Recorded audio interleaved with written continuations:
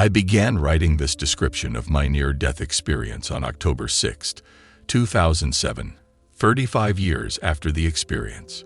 My almost drowning experience took place almost a decade and a half before I ever heard the term near-death experience.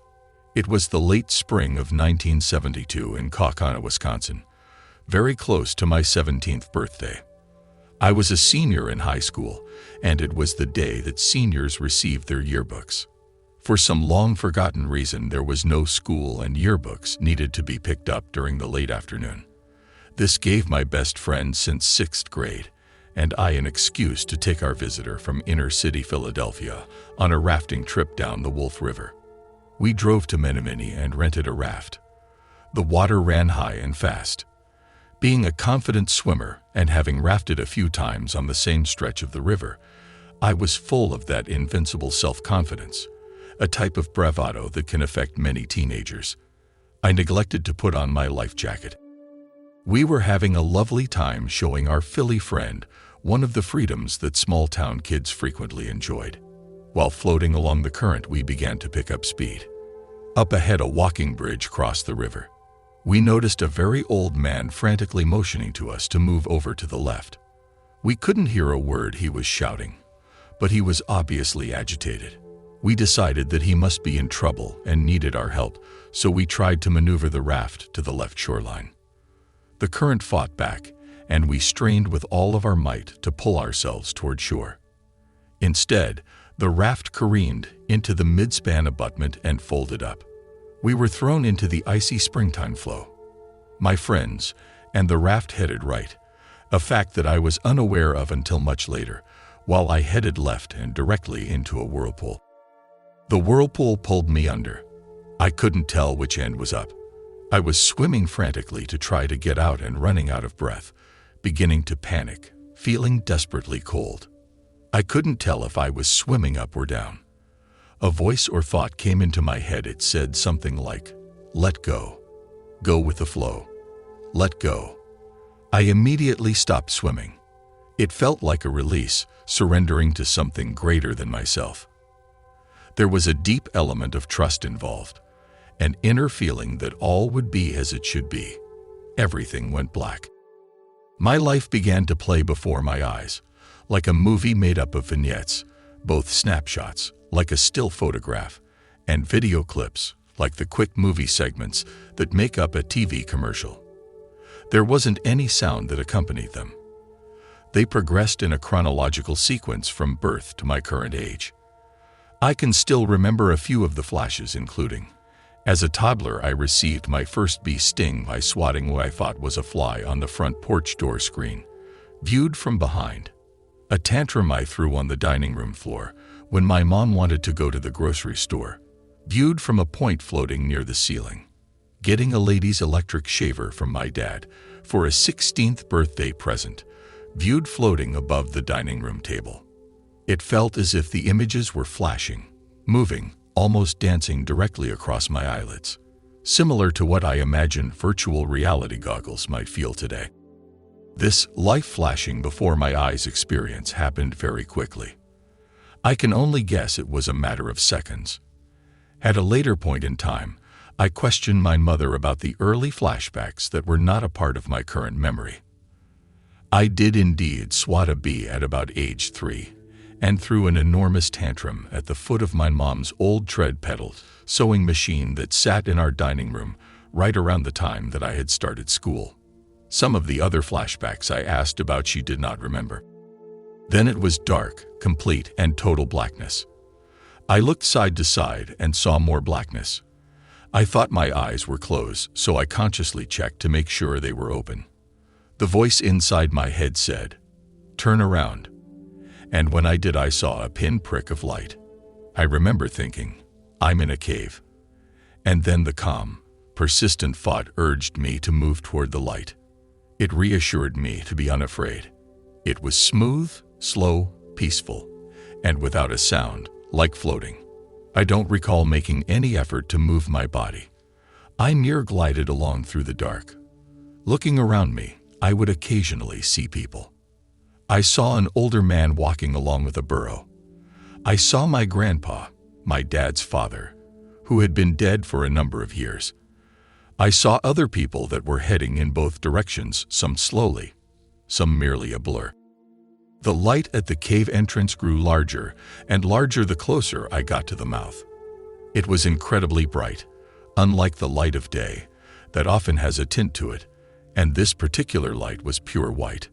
As I entered the light, I was surrounded by an immediate feeling of ultimate peace. I was home. I was surrounded by pure love and acceptance. I was fully connected to this peace and love. The closest I have come to feeling this sensation again has been at the birth of my 2 children. A thought came into my head.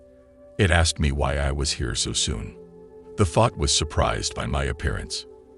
I was unsure, uneasy. I was becoming disoriented, thinking to myself, where am I?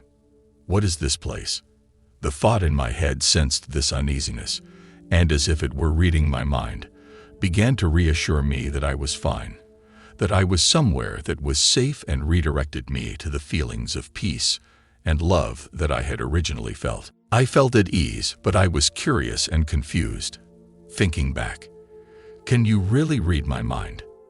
The thought seemed to realize that I needed a more concrete way to communicate in order to feel completely comfortable.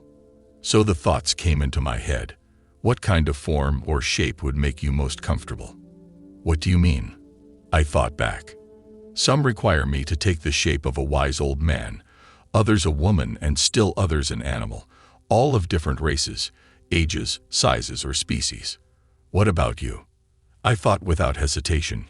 Human. With that, the light began to simultaneously separate into amazing rays of color and intensify into a more solid form. Once the light reached the stage where it looked like a human form, a rather generic-looking cookie-cutter shape, like a gingerbread man, I thought, that is enough, I am comfortable with this form. The shape could move and was 3-dimensional.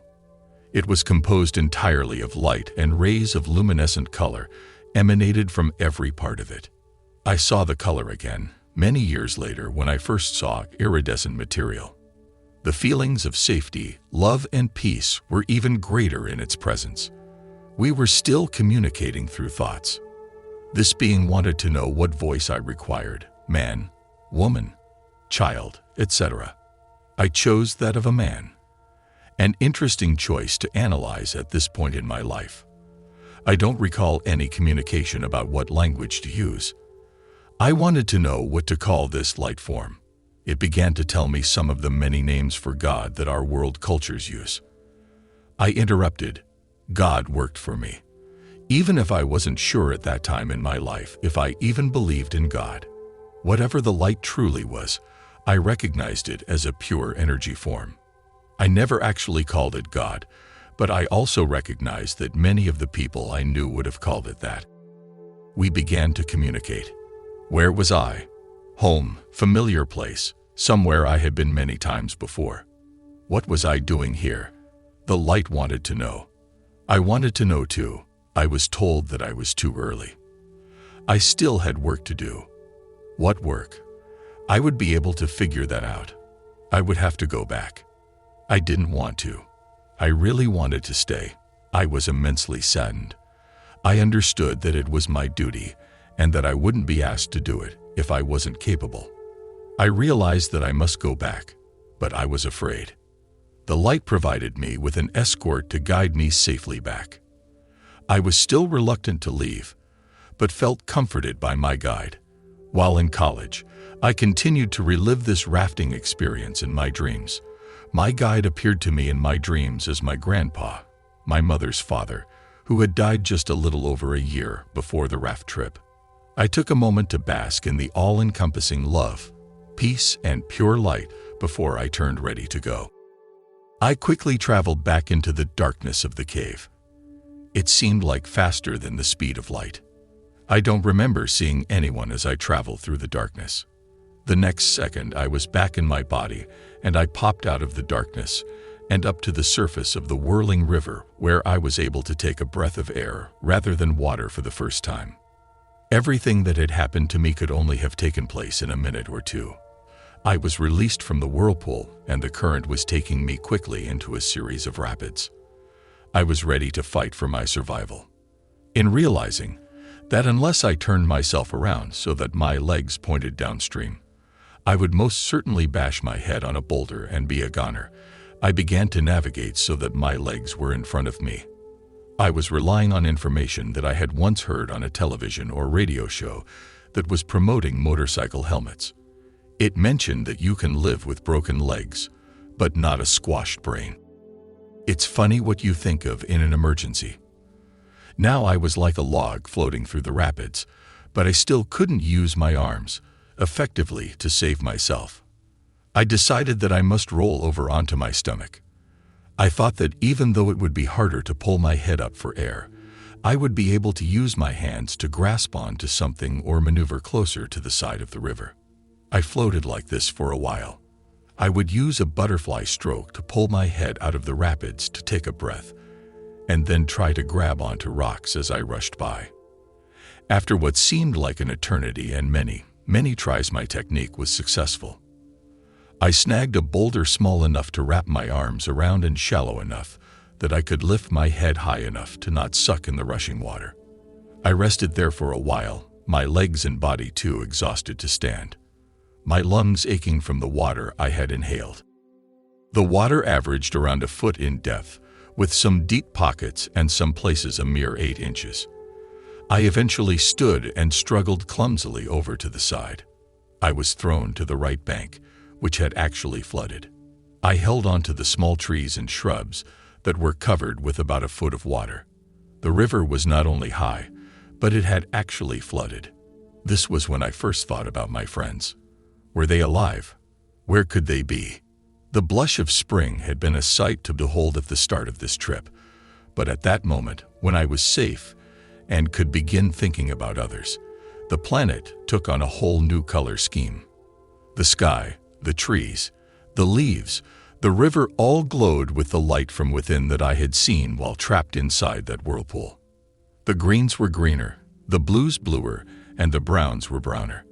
It was as if everything were alive, even inert objects like rocks and water and sky. They all pulsed with life. This feeling stayed with me for weeks, but was never as intense as at that moment.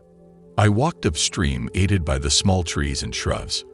I held onto their trunks and branches as I fought the current rushing past my feet. I searched the shoreline and bushes for any evidence that my friends were near. I prayed, hoping that I didn't find any bodies. The sound of the rapids got louder. I could finally make out the footbridge.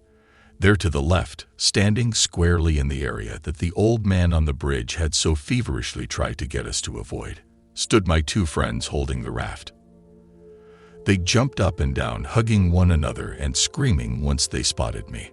Behind them was a small dam or spillway. It would have been about a 3-foot drop into a relatively calm pool if our raft had just naturally gone that direction.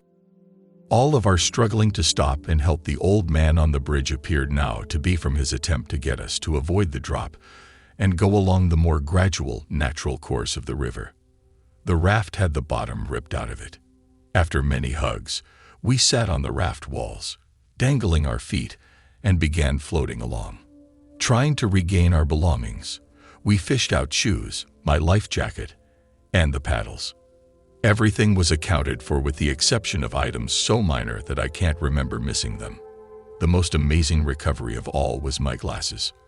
While in the whirlpool, I still had my hands on the paddle. I made a decision to let go of the paddle in order to swim. My glasses were on my head, but I thought to myself, oh no, if I lose my glasses my mother will be furious. So, I took them off and held on to them throughout the entire experience. I can't even imagine what the owner of the raft company thought when he picked us up at the designated spot, but at least my mom never yelled at me. I don't know if this is a true near-death experience, since I have never had another one, or ever met anyone who had a documented near-death experience. I didn't actually die and have someone revive me, but I am assuming this is at least similar to what a near-death experience is. I always called this an I fell in a river and had hypothermia that played funny tricks on my brain experience until I started to read about near-death. At this point, I am curious to learn more.